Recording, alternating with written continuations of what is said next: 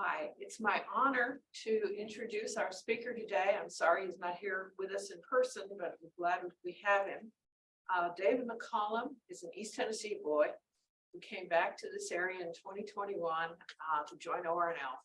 After working worldwide and becoming an influential world leader in climate science. David grew up in Knoxville, where he attended Bearden High School and University of Tennessee, Knoxville, where he got his bachelor's degree in chemical engineering. During those student years, he took advantage of some opportunities to expand his horizons through things like a stint as a congressional intern, study abroad in Korea, and a summer internship at NREL, the National Renewable Energy Lab in Colorado. After college, he pursued interdisciplinary interests at University of California, Davis, where he studied agricultural and resource economics and transportation technology and policy, and earned 2 master's degrees and a PhD. Much of his professional career before joining ORNL was at IASA near Vienna, International Institute for Applied Systems Analysis, where he was a senior research scholar, followed by a couple of years at EPRI, the Electric Power Research Institute in Palo Alto. Reuters has called him one of the world's 250 most influential climate scientists, and he has an impressive list of professional affiliations that I won't bother to share with you. It's on his resume if you want to see it. At ORNL, he is now the lead for the lab's contributions to the Net Zero World Initiative, which aims to transition the global energy system to net zero carbon emissions by the middle of this century. That's a lofty goal, but it's the sort of thing that national labs are good for in my memory and experience. I'd like to turn things over to David McCollum to tell us what he's been working on and what he aims to do at ORNL. His title is Science and Society, Working Together for a Nature-Inclusive Energy Transition. So flip over to his screen and let's get going. Wonderful. Yeah, thanks. You can hear me, right? Just confirming. Okay. And I would, if you are going to flip the camera around, I would be curious to see the audience. I'll get my slides up here while we're doing that. Let me share the screen.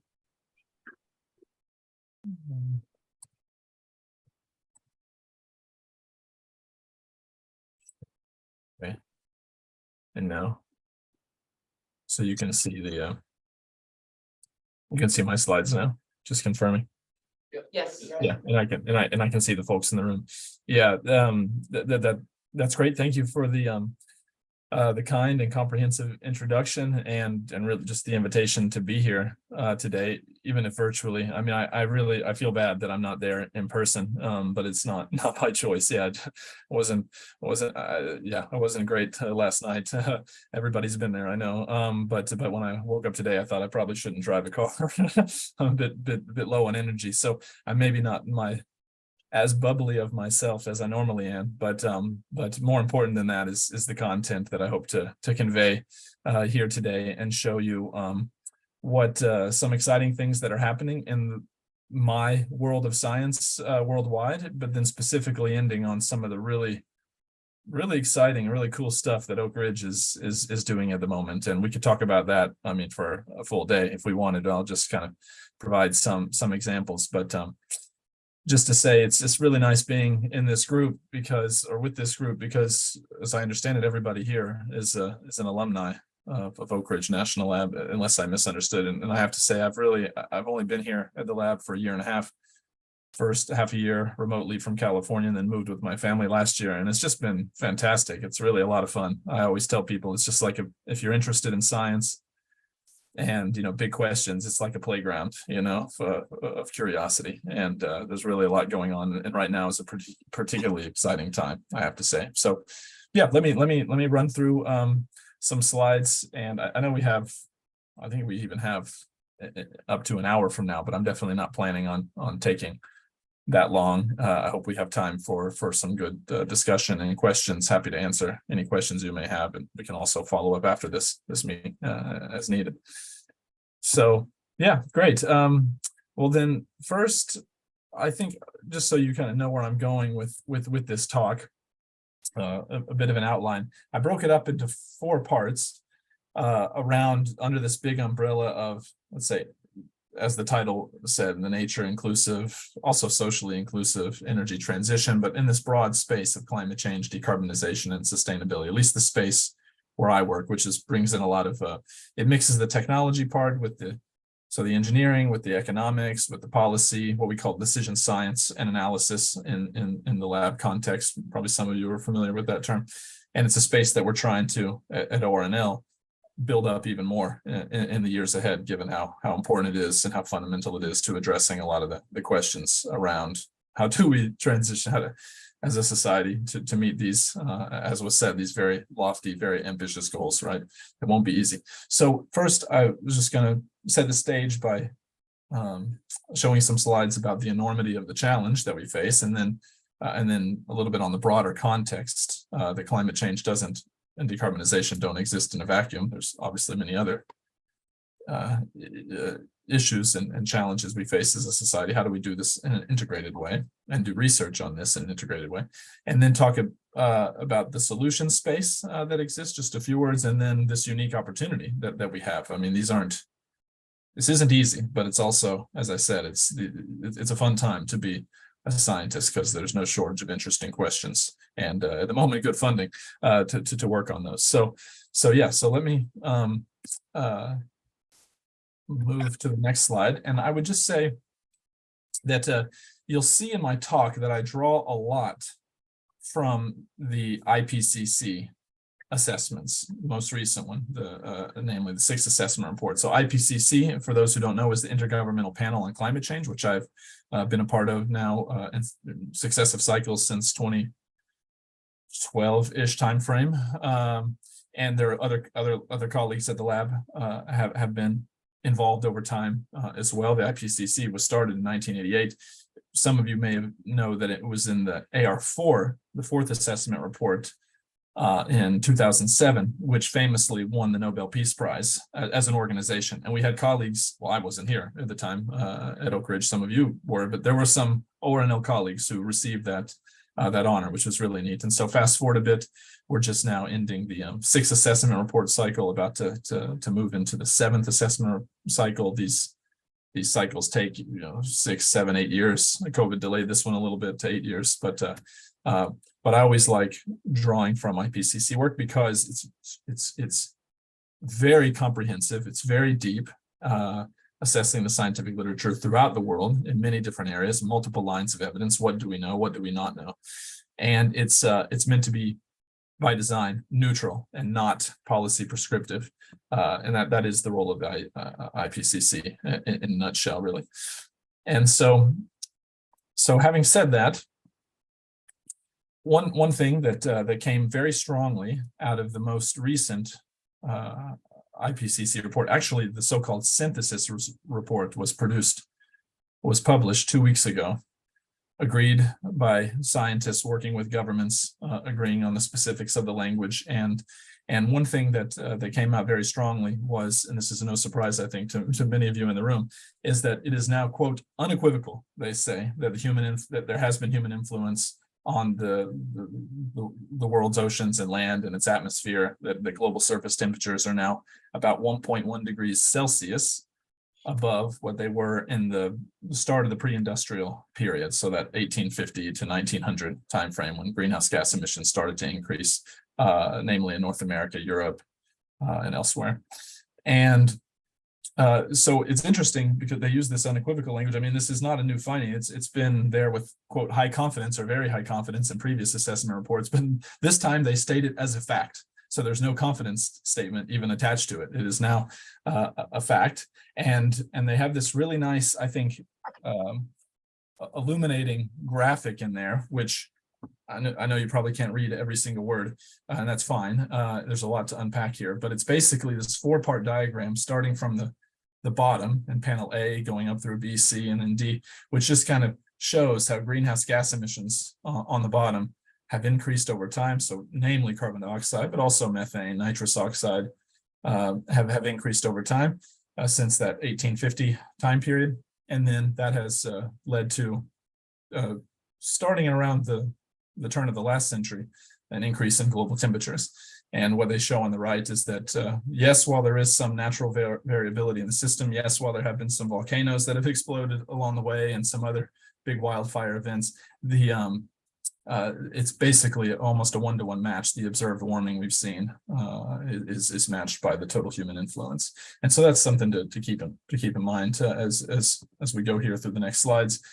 The question that many ask is, well, then who's responsible for having contributed to those greenhouse gas emissions over time? So here I'm showing another quite dense figure from the recent IPCC synthesis report. And if you take a look at the top, you can see that in a nutshell, it's basically cumulatively since around 1850, it's mostly US, Canada, the European countries, Australia, New Zealand, Japan, which have contributed to the most greenhouse gas emissions, or through combustion. And but in the more recent decade, as we know, the rise of China and other Asian countries has, we've seen their share growing quite substantially, and that is where a lot of the growth is going to happen. Of course, economic growth and population growth over the course of this century. So it's important to be mindful of where things have come from and then where things are going. It's also important. It's not shown here in the graphic, but you can see this italicized quote on the left. Really interesting that it's quite, how to say, imbalanced or inequitable, in terms of who has contributed greenhouse gas emissions over time. The wealthiest 10% of households worldwide, not just in the US, but everywhere, have contributed about a third to almost to a half or so of greenhouse gas emissions, while the bottom 50%, the poorest 50%, has contributed very little, 15% or less. But yet that's where a lot of the impacts are being felt in places in Asia, for instance, in sub-Saharan Africa.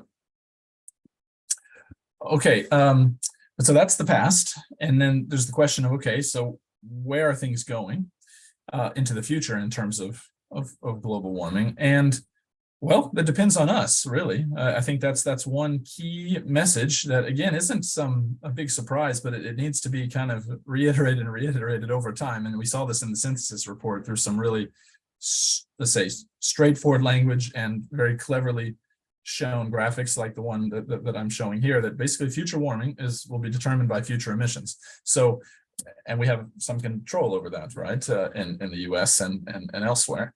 If you look on the left, this is, you can see these like stripes from blue to yellow, orange, and red. These are these so-called climate stripes that a professor, Ed Hawking, at the University of Reading in the UK famously created a few years ago. And now, I don't know if you've seen it, but there are people who have like little pins or little jewelry or even t-shirts that kind of have these climate stripes. And so it was neat that they made use of them here in the IPCC report as well. It's basically just showing, as it gets more orange and red, how temperatures have changed from, in this case, 1900 to 2020. And again, we're today about 1.1 degrees above that pre-industrial 1850 to 1900 timeframe. Then looking to the right, it gets very, very red, even dark purple in some cases. These different bars you see from very high, these horizontal bars, very high, high, intermediate, low, very low. These are basically different emissions scenarios that have been run through global climate models of the type that are run at Oak Ridge National Lab and elsewhere in the global scientific community, and to try to tease out, okay, what quantity of emissions leads to what quantity of global warming. And in the higher emission scenarios, we're talking about warming up at, again, this is in Celsius, but 3.5, 4 degrees Celsius. The lower scenarios about 1.5, 2 degrees Celsius. Those lower goals are the goals of the Paris Agreement, just to keep that in mind. Paris Agreement from 2015, which all countries in the world agreed to. Now, I think what's really neat and puts things in perspective is this bottom portion of the graph, which shows essentially for different cohorts or different generations of individuals, again, globally, and kind of generically, so to speak, how much warming has been experienced until now, say for a person born in 1950. I imagine that includes some of you in this room, whereas myself, born around 1980. I've experienced some of that warming, but and my daughters who were born around 2020, or at least a couple of years before that, yeah, we're all going to experience warming in a different way, right? It's unless there's, let's say, a significant bending downward of the emissions curve, then it's very likely that my daughters, future generations are going to experience much more warming into the future. Hopefully that's not the case, but that's what this is what we do research to look into this. And so this next slide gets at that, gets to that question about where things are going. Again, I know it's a bit of a packed slide, but it basically, what we see here are these lines, the solid lines, the black one for the past and the red, green, and blue for the future, are greenhouse gas emissions in gigatons of CO2 equivalent per year. So annual greenhouse gas emissions, where they've come from, in this case, since 2000, increasing from 40 to about 55 or so, and then where they could potentially be going in time. And so to the best of our knowledge, meaning what we know, what our computational models tell us, given population growth going forward, given potential income growth, given technology development, technologies and their costs and what can come on the market and when, across a range of technologies, and given, importantly, the policies that are on the books right now from across the world in different countries and also in different state governments in the US. If you add all that up, we're looking at somewhere where that red line is, that implemented policies, kind of emissions somewhere, let's say, plateauing for the rest of this century.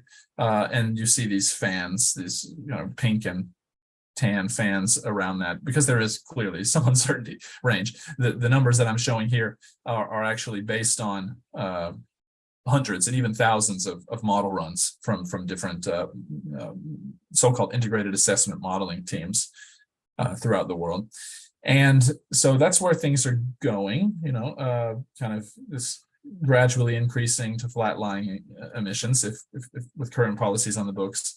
Whereas if we're going to achieve the goals of the Paris Agreement, 2 degrees, 1.5, it requires this rapid bending of the curve and moving towards the zero line, so-called net zero CO2 and greenhouse gas emissions over the long term. A tall order for sure. So I think another way to show this, just with these little icons, let's say, and these are important numbers, I think, to keep in your head, is aside from all the spaghetti lines that I may show here and I've already showed, is that importantly, global temperatures, we know this from modeling, climate modeling. Global temperatures will stabilize when the world reaches net zero carbon dioxide emissions. Net zero means when there's this balance between sources of greenhouse gas emissions, or carbon dioxide emissions, and sinks.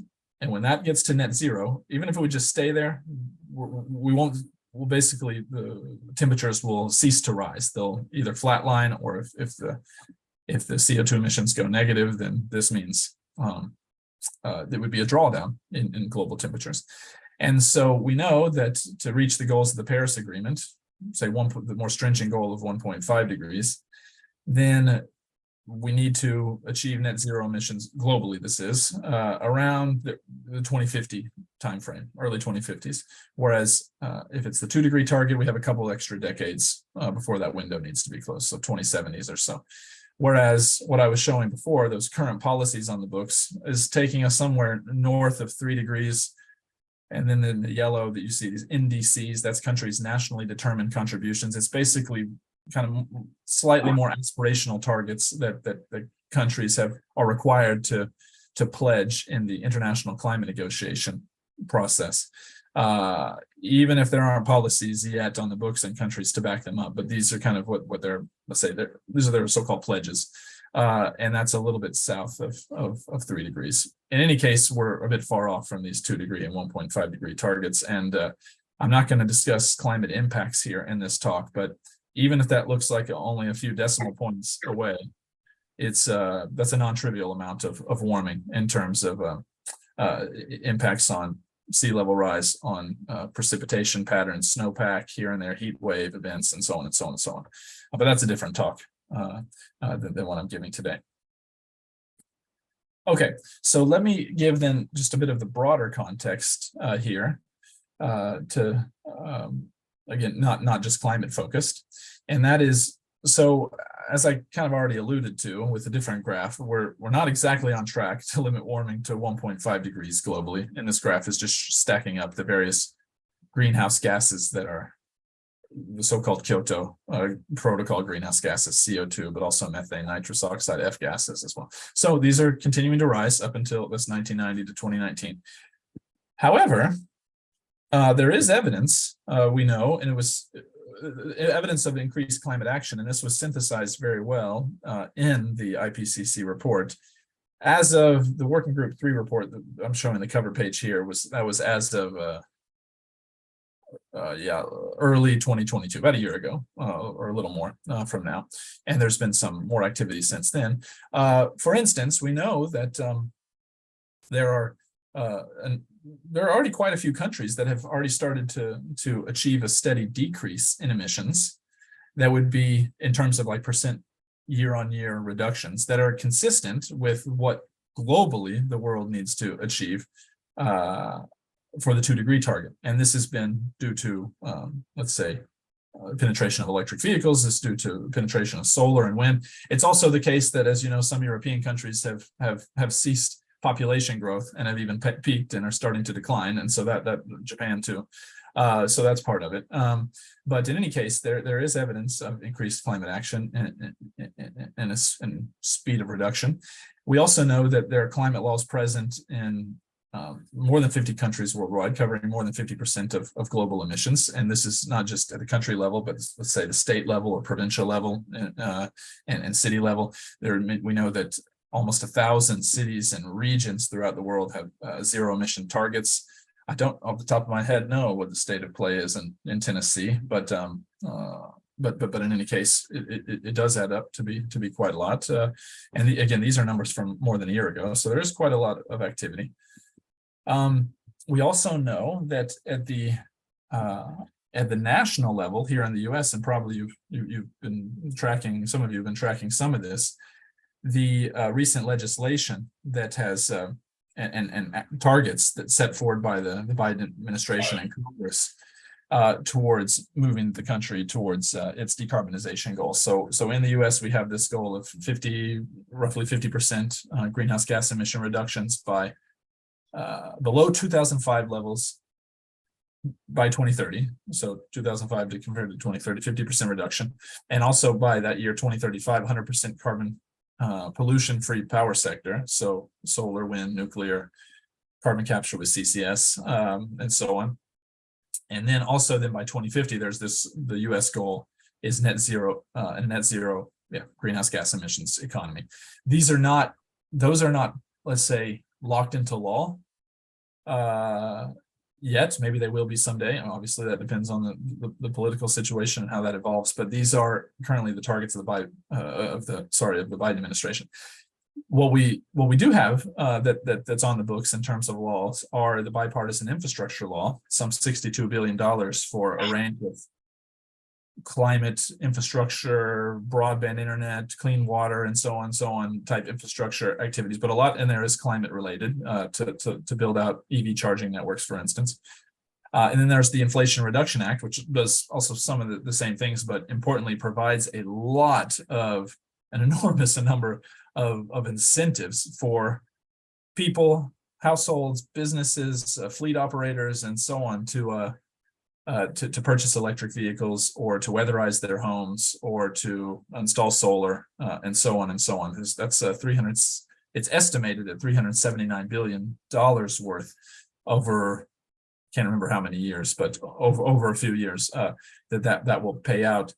Could be more, could be less. It depends on how many people and how many businesses cash in on these incentives. But the point is, it's these two laws, this and also this Chips and Science Act, which is more like about basic science and funding, really fundamental innovation. All these things are meant to start to, let's say, steer the ship in the new direction toward these goals of 50% or 100%, let's say emissions reductions, net zero emissions by 2050. And I just showed here the IPCC work just because science and scientists, not just the IPCC, but work we do at Oak Ridge throughout the lab complex and elsewhere, has really been instrumental in informing these aggressive targets, right, in the art of the possible. And there's a lot of open questions for sure, I have to admit.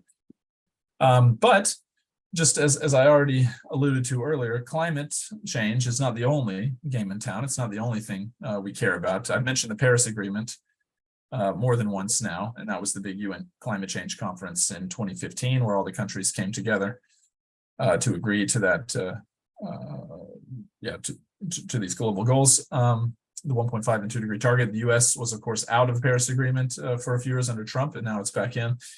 Meanwhile, also in that 2015 timeframe, there were all the countries of the world, also in the UN context, came together to agree on the so-called Sustainable Development Goals, these SDGs, which I'm showing here by these icons on the right, which cover a much broader array of sustainability objectives, not just climate, that is one of them, that goal number 13, but also eliminating poverty in both poor regions of the world, but also in wealthy countries, eliminating hunger, providing better water quality, air quality, and so on, better quality education, gender equality. So these are not like hard targets with teeth per se, but many countries and even cities and local governments kind of use this construct and this framework to kind of set their own targets for achieving a variety of objectives. And there is definitely this, let's say, intersection with climate change, and how climate change, mitigation of climate change, so decarbonization, but also the impacts arising from climate change, like heat stress and so on, how these things interact with some of these goals, like inequality and air quality, local air quality, and so on and so on. Okay, so this kind of then leads me to this idea that I had put forward there in the beginning of the talk on the title slide, just this nature inclusive energy transition, right? And I think the socially inclusive is sort of implied by that. This is it's a term that basically some of us at the lab recently created in another context, but this idea that any energy transition that we would hope to make here in the US or elsewhere has to be inclusive of nature, has to be inclusive of the different parts of society. Otherwise, it's not going to fly. So it cannot cause any more harm than good, right? It needs to bring everybody along and maximize the synergies, minimize the trade-offs. Synergies could be things like new job opportunities in areas that might have otherwise lost jobs, let's say in coal mining areas, but looking at how those areas can transition to doing manufacturing for solar PV or batteries or whatever else. Other synergies, cleaner air, reduce water and ecosystem stress, but then these need to minimize these trade-offs, like as mentioned, any potential rises in energy prices or food prices and so on, because these things can create barriers to the transition. And so what I hear a lot sitting at Oak Ridge, and maybe you hear it too, where you are, that ever since Biden came into office, he and many other agencies talk about this kind of whole of government approach to the climate crisis, which basically implicitly and oftentimes explicitly kind of tries to harness this idea that we need to look at the energy transition from a more holistic lens, because it touches on all these things: equity and justice, people's health and livelihoods, new jobs and innovation, and so on, right? It's not just about energy and greenhouse gas emissions. But this, as a researcher, I mean, that's great. It's fantastic, yeah. But as a researcher, this drawing of the system boundaries to in a much bigger way definitely creates challenges for how we model systems and how we model pathways to achieving these various objectives for climate and the SDGs. And we're trying to do more of that, at Oak Ridge, and in collaboration with others throughout the lab complex. And because these are hard nuts to crack, but I think a lab, as was said earlier, a lab is a place for big science, right? Where you can really build these big teams and work with big data, big computational models, and do things that would be harder to do in just a small research group, let's say at a university. And so we're trying to tackle some of these things.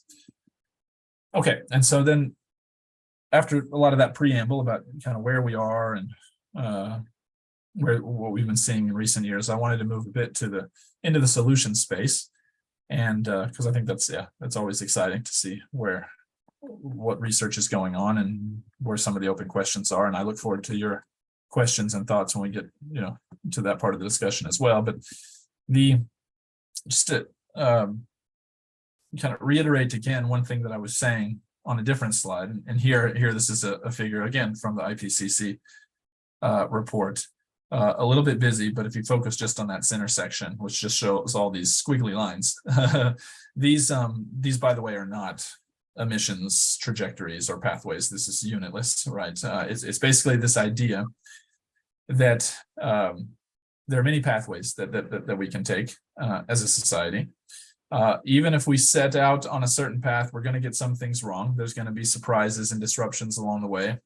Think of COVID, think of the war in Ukraine, think of many other supply chain shortages we've seen recently, all these things that we maybe not have, we're not able to plan for. But if the ultimate goal, as it is at the moment, is to try to decarbonize, produce lower greenhouse gas emissions, to yield a lower climate risk, to ensure that equity and justice is taken into account in all these in any transition, as mentioned, to achieve the other sustainable development goals, then we have there are some, let's say, pathways and certain choices that will push us in that direction more than others, right? And this is a conceptual figure that came out in the IPCC report, but there are computational models that basically try to flesh all this out. Yeah, I've already alluded to some of those earlier. They try to flesh this out both on the let's say the energy system and say energy and land and greenhouse gas production side of things. That's the so-called integrated assessment models that I mentioned. It's a model that's directly the community that I kind of have been trained in, where, as mentioned before, we bring in future projections, the best knowledge that we have for population growth in different countries throughout the world and also subnationally, best knowledge on income growth or income change, on technology development policies, and kind of bring all this together and run the model to look at what the emissions would be or how to achieve emission reductions. Climate models do something similar. There are adaptation models as well that are looking at climate impacts and looking at what strategies would be needed to, in this or that country where they're particularly exposed to climate impacts, let's say in a coastal area, southern Florida, for instance, what choices, let's say, would be the wisest to take there to plan robustly for different futures, whether the warming levels are high or medium or low. And so there are different models for all these different kinds of things. And again, at Oak Ridge, we have a few of those, yeah, for sure. And where we don't, we collaborate with other labs to do others. One thing that we saw that was quite innovative in the most recent IPCC cycle was that, and this was in the so-called working group 3, that's the part that focuses on mitigation. So working group 1 focuses on the physical climate science side of things. That's about, I don't know, that's 1,500 pages worth of material right there. Then another 1,500 pages, let's say, is on working group 2. That's about climate impacts.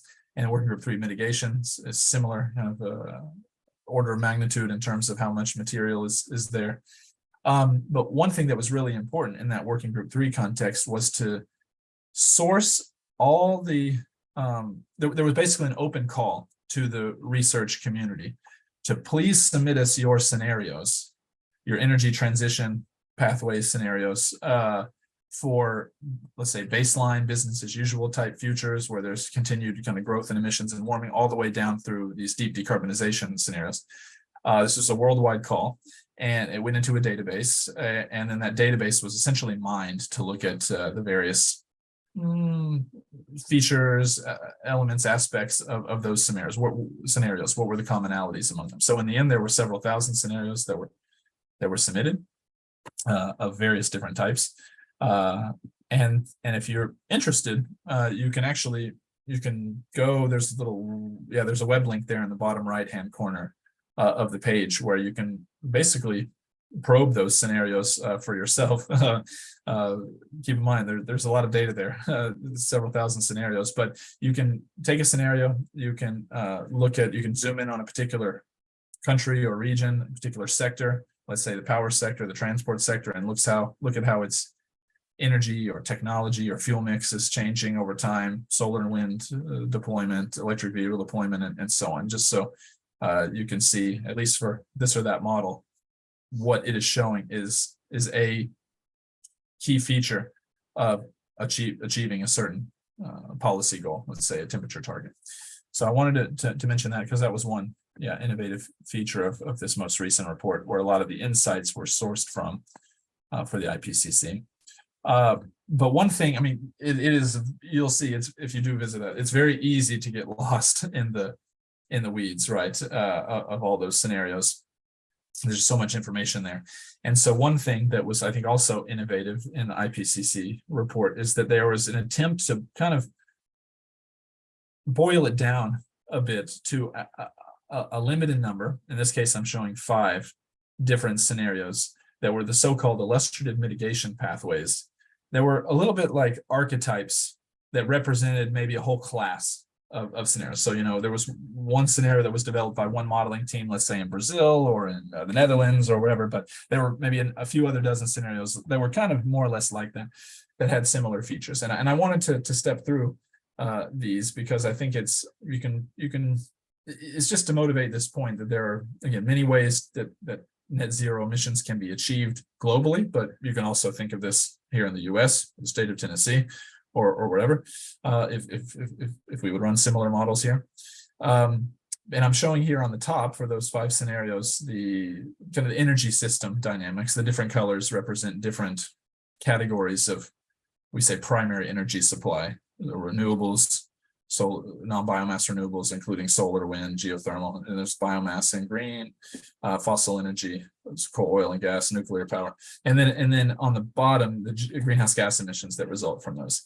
And so again, I know it's a lot to take in, but the main points I just wanted to mention is that you find some scenarios in the literature which rely very heavily on so-called negative emissions technologies in the future. So those are technologies like, you maybe heard of bioenergy with carbon capture and storage. BECCS, it's this green in the very bottom right on the label. So this idea that you grow plants, they suck carbon out of the air, and then when you use that bioenergy in a power plant, you can capture that carbon dioxide, put it underground, and it's negative, right? It's pulled from the ground and went out of the air, goes straight underground. Does this through so-called biogenic means. The more mechanical way to do that is so-called DAC, direct air capture. That's shown here in purple.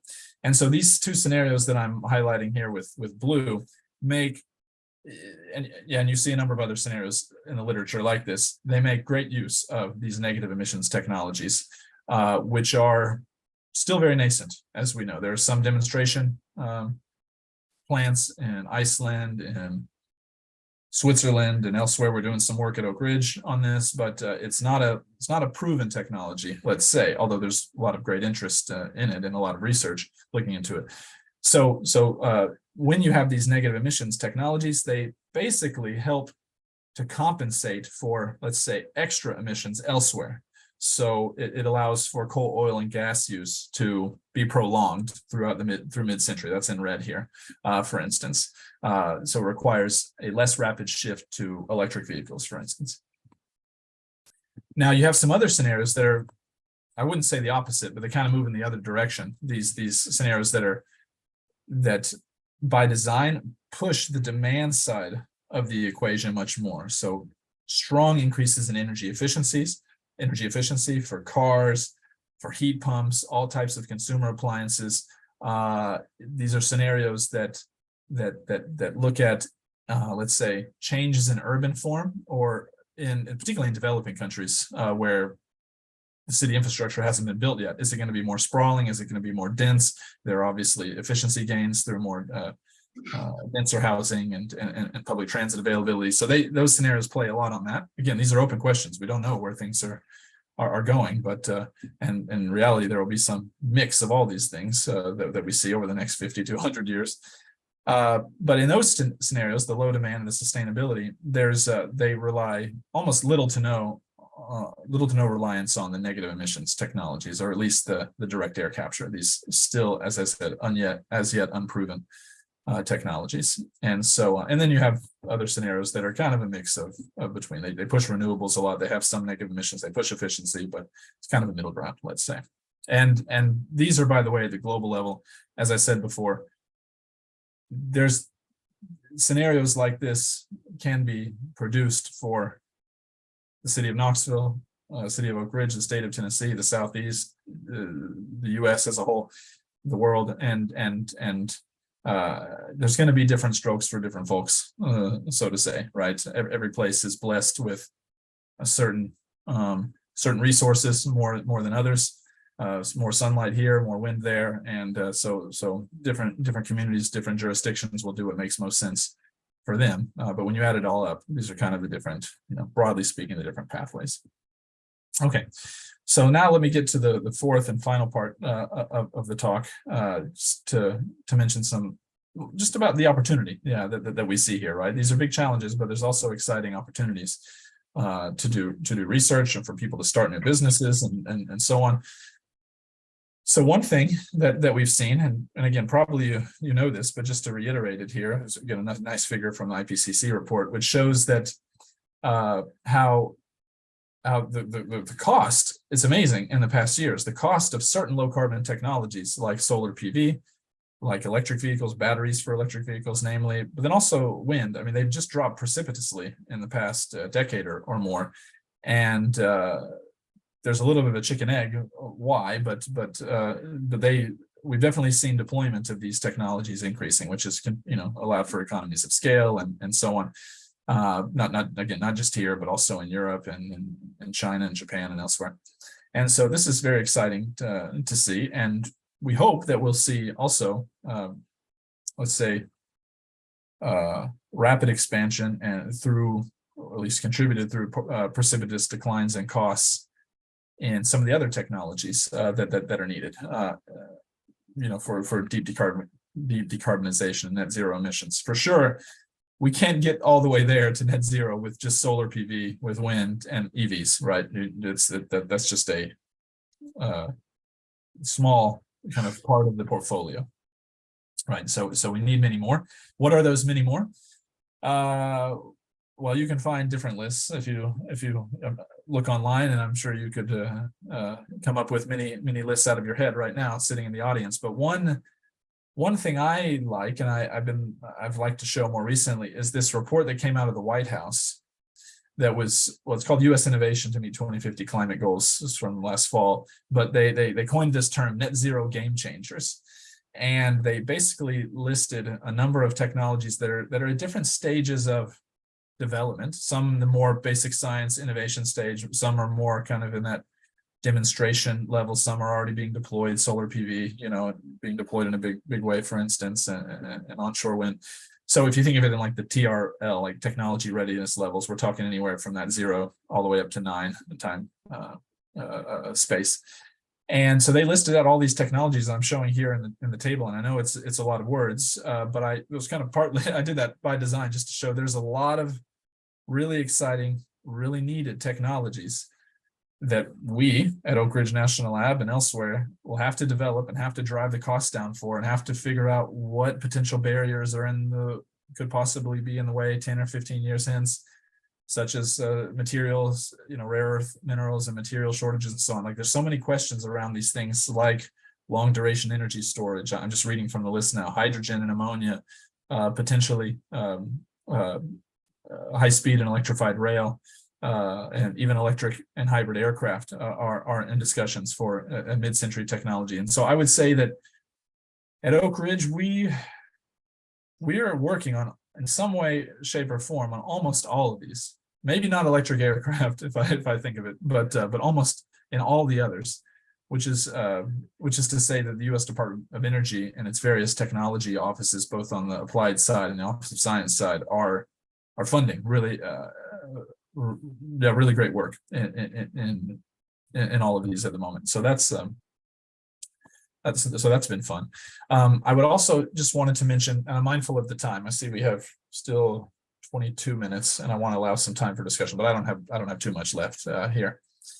I thought you might be interested to know some of the things we have going on internally at the lab in this broad space of, as I said, nature inclusive energy transitions, or just climate, decarbonization, and so on. This is not an exhaustive list, and some of these things aren't obviously found online, or there's not much information online. For instance, the Transformational Decarbonization Initiative, which is an LDRD funded activity. At the moment, you can Google that. There is a one-page, I think, that's publicly available, but this is funded at the tune of $5 million per year. I'll say a few more words on that in a moment to talk about what the focus is. There's the Climate Change Science Institute that I think many of you will know. It's been around for more than 10 years now. I think one of my colleagues was even, Colleen Iverson, was speaking at this same time last year, and she's from the Climate Change Science Institute. There's this newer UT Oak Ridge Innovation Institute as well, that's also playing in this space, looking at a lot of clean manufacturing and materials, energy storage and transportation. Some colleagues of mine recently ran an Appalachian Carbon Forum, which brought together not just us, but the National Energy Technology Lab, and then universities like West Virginia, Kentucky, Tennessee, and others, to have conversations about what energy transition means here in this part of the country, because we have, as we know, challenges and opportunities that others may not have as well, in terms of resources, in terms of socioeconomic challenges, and so I heard there were a lot of good discussions there. So this is something that will now take place annually, as I understand it. And then there's some let's say more nascent discussions in this space of trying to do work that stitches together in the Southeast, the various states in the Southeast, trying to add it all up. And what does decarbonization in the Southeast part of the country look like really on the ground, and working not just from a research perspective, but with private companies as well, with electric utilities, for instance. Possibly we have this net zero, separate from that, a net zero ORNL campus initiative. This is part of the sustainable ORNL group, if you know about that at the lab. So yeah, we have a goal at the lab to go to net zero by, oh no, I forget the time frame, sorry, but within it's also an aggressive goal. Yeah. And then this one thing that I mentioned in this last bullet is this, we're trying to, I said that also in the beginning, we're trying to do more work at the lab in this space of decision science and global change analysis for the nature inclusive energy transition, but really just around these whole areas of climate, decarbonization, sustainability, because this just decision science underpins and cuts through a lot of and supports a lot of the basic technology development work, right? You could say, why bother, working on some technology in the lab if only to come to find out later that, it's just way too expensive, or it doesn't achieve the emission savings that you thought, or there would be some other barriers in the way, like it requires too much water, irrigated water or something. We tried it. We want to do modeling work from the get-go to understand, okay, when this is rolled out in the 2030s, 2040s, would it make sense?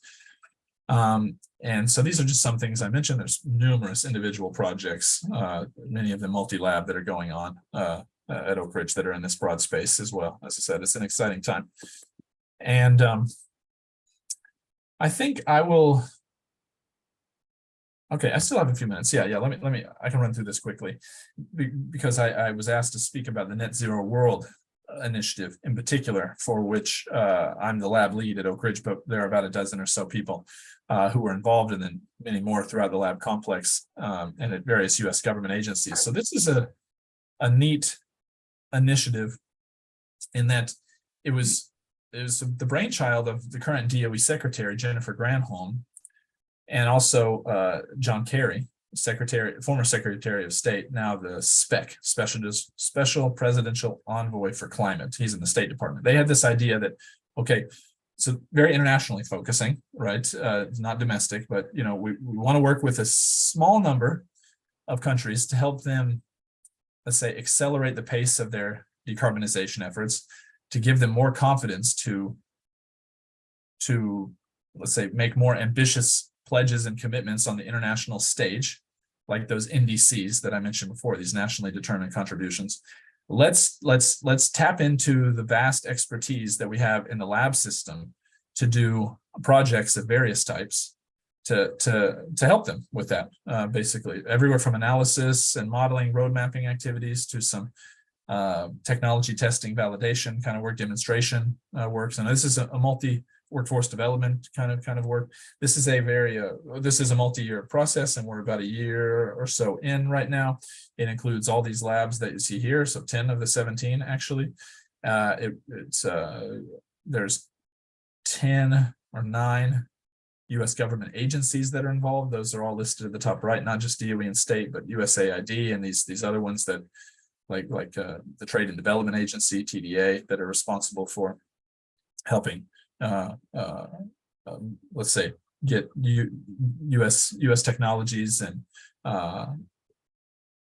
help them U.S. companies develop new projects in other countries and spin up new technologies. We're working with philanthropies as well, and then all these partner governments you see here listed from Argentina to Singapore. So this is something new in the lab system. It hasn't really been tried before, and we're learning as we go. But it has become a big project, and it is, you could say, is the Biden administration's flagship, let's say, international decarbonization effort. At least that's more, underpinned by science and research, right? And so that's happening. And with the ultimate goal is, you can kind of see it here in the bottom right-hand corner. It's basically not just to do research for research's sake, for sure not. It's about trying to eventually catalyze, many billions of dollars worth of, let's say, steel in the ground type investment in these countries where we work. And in that case, that's where these TDA, that the Trade and Development Agency, comes in, or the Development Finance Corporation. That's another U.S. government agency, because they're the ones who have access to huge amounts of cash and are looking for good, let's say, on the ground projects to spend that money, right? A new solar PV array in Indonesia, for instance, or a new carbon capture and storage facility in Nigeria, for instance. So each country has its own interests, and we listen to them and try to understand what they need, what they want, where they lack expertise, and then come looking back on the lab side and say, okay, how can we support that? That's basically how this works. Okay, and I'll skip this just because it just shows that we're kind of active in all areas of the energy sector in this case. Okay, then I would just come back a bit to this Transformational Decarbonization Initiative, which you may have already heard about, or may hear about it in the future as well. And I think this is pretty neat. This is led by David Scholl, who's also fairly new at the lab, year and a half or so, a professor at Georgia Tech, who came around the same time as me, and he's leading this LDRD initiative.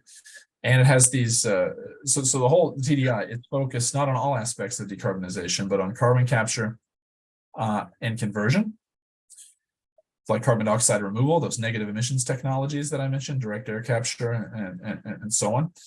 And so there are different thrust leads. Michelle Kidder's leading the CO2 capture, Shannon Mahurin's leading CO2 conversion. I'm leading this so-called decision science thrust area. And these are, except for the decision science work, those are more computational modeling projects. For instance, one of them is, you can see listed here on the right side,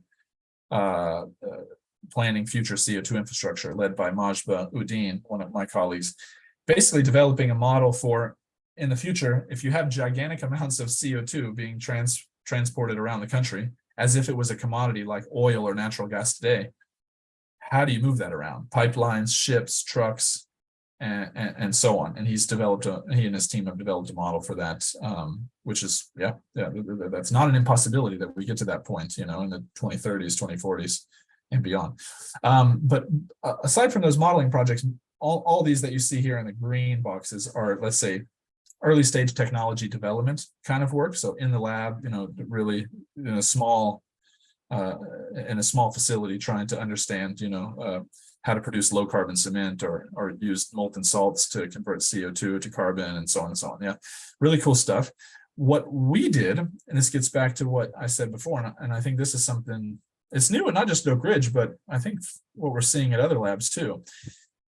We selected a handful of those, and we paired that, let's say, technology development, experimental kind of work with decision science and analysis projects to help already at this early stage to understand what would be the potential cost savings of these technologies vis-a-vis the incumbent, the energy or emissions savings. So this is like techno-economic analysis type work or life cycle analysis, doing systems analysis work, trying to bring these technologies and see where they play in the broader, say, energy transition. Do they play? What barriers might be there in the future? And I think we want to do more of this kind of stuff, this kind of pairing in the future. People seem to really like it quite a bit. We built up this decision science at ORNL community within the lab that tries to promote networking, number one, of the people who do decision science work on the day-to-day, somebody like me, who went to grad school in that area, and we have a limited number of those folks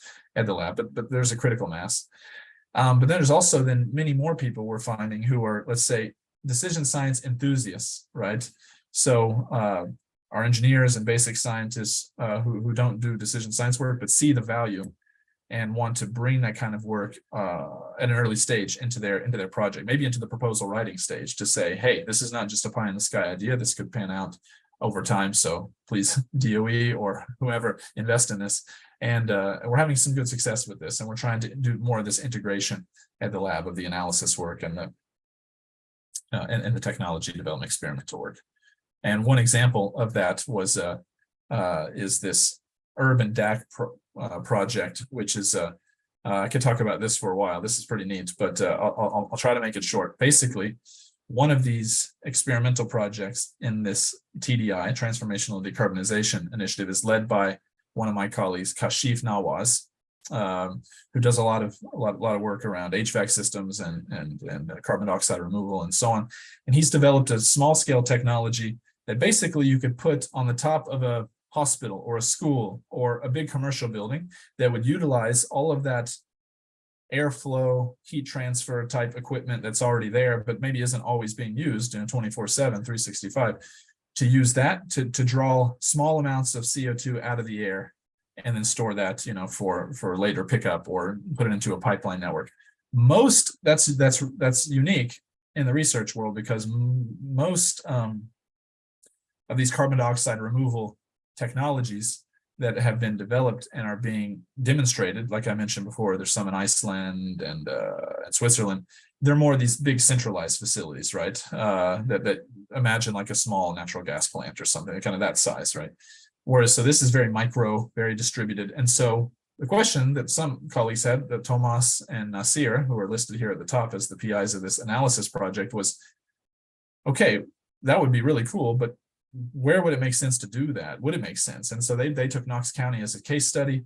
These are geospatial scientists, so they were using GIS and network optimization type methodologies to say, we've got, I think there's 62,000 buildings in the whole of Knox County. Which of those would actually make sense to install these urban direct air capture systems on? And they brought it down, filtering by distance to the road network and the rail network and flood risk. There are more areas, some areas are flood prone and so on and so on.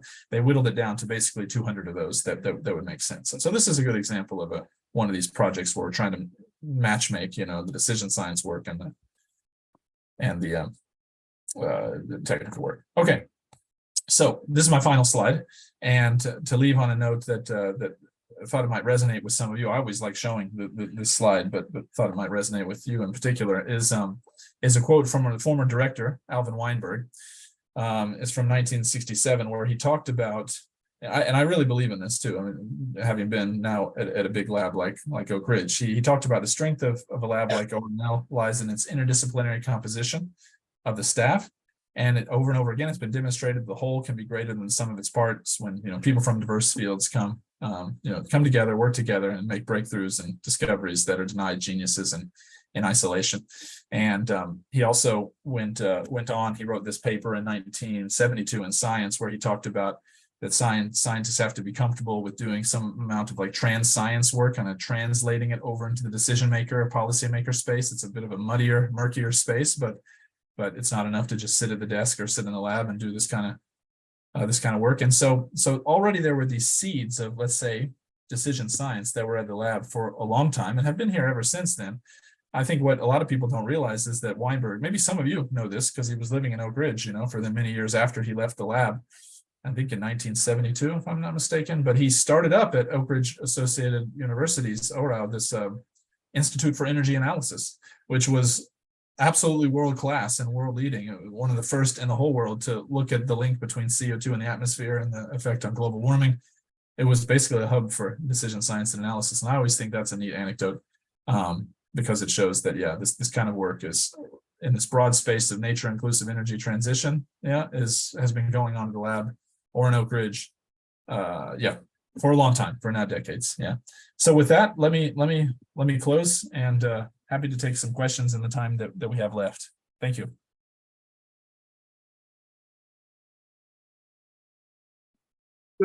David, if you could stop the share so we can see you better. Sure thing. Okay, now I see you all in the mosaic.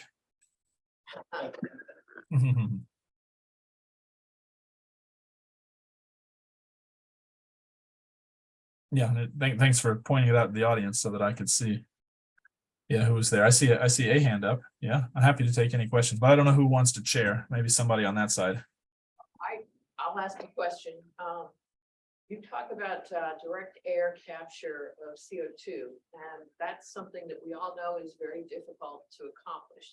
There's a lot of interest in issues with accomplishing it.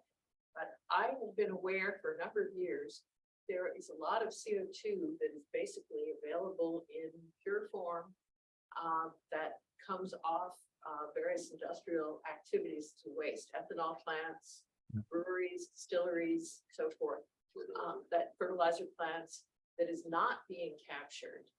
And I have skepticism of whether it's going to be economically feasible to get rid of direct air captured CO2, given that we haven't been able to figure out how to deal with sequestering the easy to capture material that's out there. That's right. Yeah, you're right. And I think I agree with you. And just to say that I think the economics have now changed. There's actually an incentive to do that. There wasn't in the past. It was, yes, there have been people who would capture CO2 at a whiskey distillery and they use that and they send it over to the local bottling company, Coca-Cola bottling company, or so. I made that up, but these kinds of things happen. But it was purely based on, could they get that CO2 cheaper from that place than another? I mean, they have to get CO2 for something. We now have policies, we have had for several years now, this so-called 45Q, forget what the Q stands for, but it's basically, and in the Inflation Reduction Act, it went up. It basically pays people to capture CO2 and to use it for something at different levels, anywhere from, it was $50 at one point, it's well over 100 now. And that definitely provides a powerful incentive for trying to find these, let's say, low-hanging fruit places to capture it, and then maybe even some of the higher hanging fruit, if that's the word. Yeah. So I think the game is changing.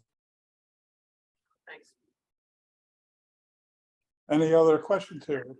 What about the bigger goal of capturing out of the atmosphere itself? That's such an enormous project that it seems hardly even imaginable. Look at the entropy of the system. There's a little bit of carbon dioxide in the system. It makes the Manhattan Project look like a game of checkers. Yeah, I think you're making a broader point, and this is something I hear at people talk about in the lab system, particularly at Oak Ridge, but not just here. But they liken this decarbonization challenge to the Manhattan Project. It's enormous, right? Yeah, and it's going to take a lot of fundamental science discovery, rolling out of big technologies in big ways. Again, this is something that we hope that we're pretty good at the lab, but there's a lot we have to learn. But I think the direct air capture part, as you said, there's all kinds of money now from DOE going into there's some of these energy earthshot centers, energy earthshot initiatives, and others to try to figure out what are ways we haven't thought about yet to capture CO2 out of the air or out of the ocean, for instance, as well. Because And how can we do this in the most cost-effective way possible? There are targets for getting it down to certain dollars per ton of CO2 number. I'm drawing a blank right now what those are, but it's a challenge, but not an impossibility that we get there. And yes, Bob. Bob, We talked a lot about carbon dioxide, but as the earth warms up, the permafrost is leaking more methane into the atmosphere. Yeah. Methane is a bigger greenhouse gas by a factor of 5 or something, as I recall, something like that. And it goes away, it reacts with things, and so it doesn't stay around like carbon dioxide does. But how would you rate it in importance for solving our problems? Yeah. This remains a big uncertainty in climate models. Yeah. That permafrost thaw and how much methane is going to come out of that, and is that a so-called tipping point for the climate? Does it lead to, you know, sort of this downward spiral or maybe in that case upward spiral in terms of temperature? I have seen some work from some Oak Ridge colleagues actually more recently, which suggested they did some modeling that showed I forget all the details, that maybe we don't need to worry about that as much as we thought, but still made the point and it's been like this for at least a decade or more. There is some key uncertainty in this area. We have to understand this better. We have colleagues like I mentioned, my colleague Colleen Iverson, who I think spoke to you last year. She's doing experiments in Alaska and Minnesota to try to quantify, measure exactly this kind of thing, right, over time. So she can tell you better.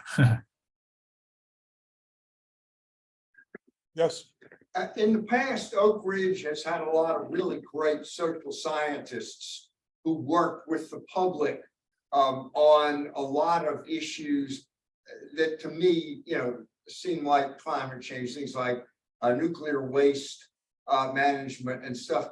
I think of Elizabeth Peel, maybe you know that name from having seen some of her work, but do we have people out there now who are really working with the public? I get a sense from the news I read that there are a lot of people out there who think this is a lot of stuff being done to us.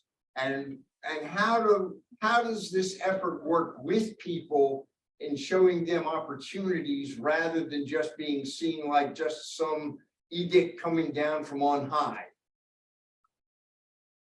100% agree with you. Yeah, I wish I could bring you to the lab, and because you can articulate very well what I'm often saying, and the fact that yes, given the challenge of decarbonizing our economy or just transitioning in any which way or form is not strictly technological, right? It is so much depends on, as you said, let's say the social side of things, changing institutions, people's lifestyles, and so on. There's a lot we don't know. And this comes in and through the traditions of social science, many, not just economics, but there are many. And we're trying to in the lab right now, me and some others, to try to understand how we can, what is the niche for ORNL to play in that social science, broadly speaking, social science, human-centered space that connects to technology and the transition. Because yes, I don't know Elizabeth that you mentioned. I definitely know some of the other, let's say, legends who were at Oak Ridge from a previous era. We still have a lot of great people, but I think I and others think we need more. Yeah, in the next years to make this a bigger, let's say, bigger part of our portfolio. But thanks for bringing it up. Steve, do you have a question? One back here. No. And plants, what they say have captured the CO2, The vegetation, if we increase vegetation on the planet Earth, is that going to help control the CO2 and the relationship between plants and the soil and CO2? She's asking carbon capture through vegetation. Yeah. Just briefly touch on that. Well, I didn't get the full question. I heard you mention vegetation and a few things, but I didn't get the full question part of it. If somebody could repeat it, who's closer to the mic. Just how does vegetation, how could increasing the vegetation on the planet Earth help control the CO2 levels? Or is there research and all that, what the outcome? Yes, for sure. Yeah, actually, that's Oak Ridge has really leading capabilities and expertise in this particular area, both on the experimental side, like I mentioned, Colleen doing the projects in Alaska and Minnesota, I think it's Minnesota, but also modeling capabilities with the so-called E3SM, this energy exascale Earth system model that's actually not just Oak Ridge, but many of the labs are using and contributing to. But a key part of that is trying to better understand the so-called biogeochemistry and how both lands, both managed and unmanaged lands, have an impact on CO2 fluxes in the future, whether they continue to act as sinks or do they become sources in the future. And we're trying to, understand this now, particularly in, I'm working with Peter Thornton, if you know Peter. I think he also spoke here at this meeting a couple of years ago, I was told by Carolyn.